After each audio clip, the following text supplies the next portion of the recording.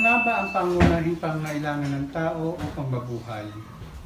Sapat bang pagkain at inumin upang maging malusog at malakas ang pangangatawan? Isang magpapalong araw sa inyong lahat. Ngayon ay araw ng Martes sa ikatlong linggo ng Pasko ng muling pagkabuhay. Sa Ebanghelyo ayon kay San Juan, Kabanata 6, mga talatang 30 hanggang 35, ay sinabi ni Jesus, "Ako ang pagkain nagbibigay buhay. Ang lumalapit sa akin ay hindi na magugutom, at ang nananalig sa akin ay hindi na mauuhaw kailanman." Mahigit 1 taon na nang ang buong mundo ay ginulat ng pandemya dulot ng COVID-19 virus. Pandemya na sumubok sa katatagan ng mga tao, gayon din ang kanilang pananampalataya. Marami ang nawalan ng trabaho, nalugi sa negosyo, at nawala ng pagkakakitaan.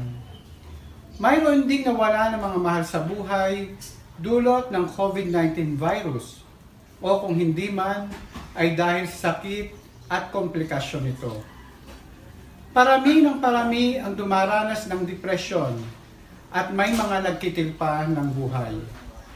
Naging normal na nga sa atin ang pagsusuot ng face mask at face shield.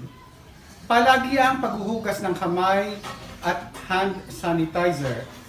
Dala na rin ang takot at pangamba sa virus upang sa gayon ay maprotektahan ang ating mga sarili. Pag-inom ng mga vitamins, pag-exercise at pagsusuob upang mapalakas ang immune system at makatulong na din sa pag-iwas sa virus. Saan at kanino nga ba tayo dapat lumapit? Tanging kay Jesus lamang at sa Kanya maiibsan ang ating pagkagutom at pagkauhaw. Ang mga salita niya ang magbibigay sa atin ng buhay na walang hanggan. Sapagkat ang tinapay ng mundo ay muling magdudulot ng pagkagutom. Samantalang si Jesus, bilang tinapay ng buhay, ay tiyak na papawi hindi lamang sa gutom ng katawan, kundi pati na rin sa gutom ng ating kaluluwa. Ang sinumang tumanggap sa Kanya ay hindi na muli pang magugutom at mauuhaw kailanman. Dahil sa Kanyang pag-ibig, awa at habag sa atin, kaya Niya ibinigay ang Kanyang sariling katawan at dugo upang maging pagkain at inumin ng ating kaluluwa. Manatili tayong lumapit at manalig sa Kanya.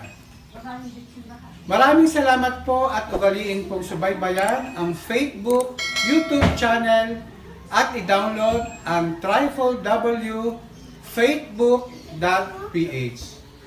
God bless us all.